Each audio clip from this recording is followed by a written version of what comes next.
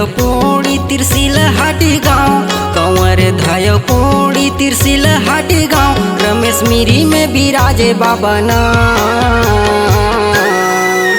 अच्छा कर्म करे है, अच्छा भक्ति करे है, तभी बाबा विराजे है ना। अच्छा कर्म करे है, अच्छा भक्ति करे है, तभी बाबा विराजे है ना। कंवर धाय पोड़ी तिरसिल हाटी गाँव, कंवर धाय पोड़ी तिरसिल हाटी गाँव, रमेश मिरी में बिराजे बाबा ना।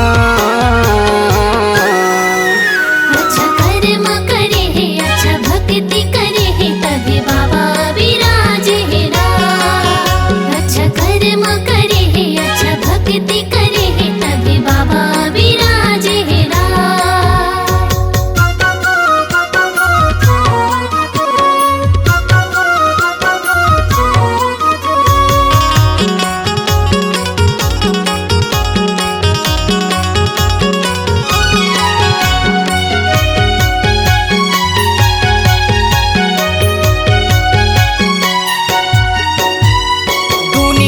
मनखे रमेश बाबा मेरे आथे, कैंसर पथरी फूक झारे के मढ़ाथे।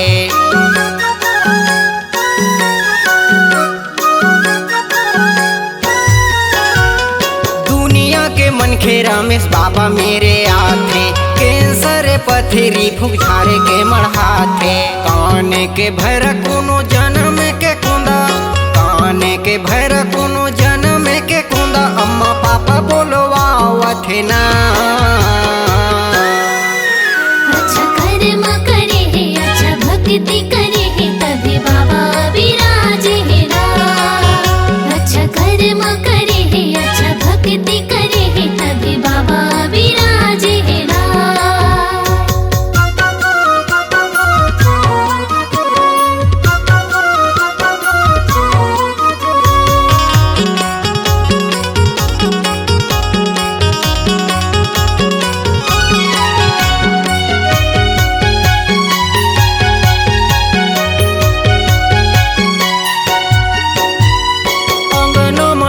जैते खाम लगड़ाए है, गुरु के भक्ति में सत ज्ञान ला पाए है।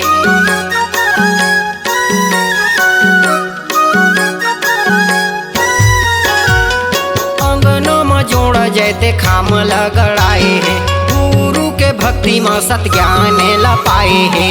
रमेश बाबा जन सेवा पर खड़े है, रमेश बाबा जन सेवा पर खड़े है, तोरे पर छोला पावत है ना।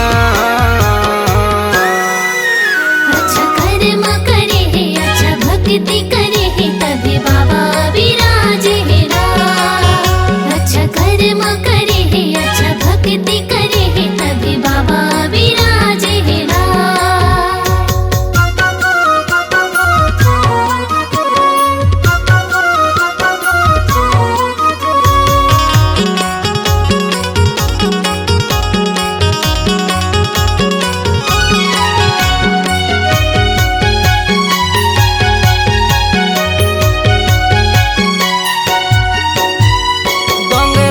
पाने संग नारियल लेवत है, मिर्गी पीलियल जड़ से मिटावत है।